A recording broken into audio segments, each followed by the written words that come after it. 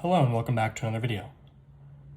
In this problem, we're told that 3 runners compete in a 100-meter race. The graph depicts the distance run as a function of time for each runner.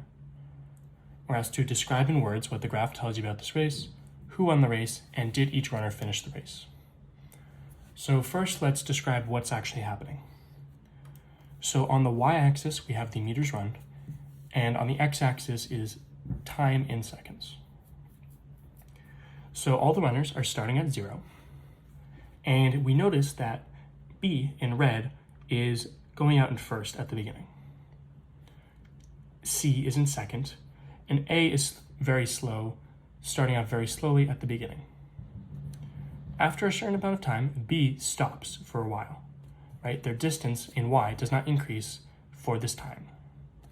C is continuing at their constant rate, and they pass B right here. A speeds up a lot, passes B and C, and goes on to finish the race first.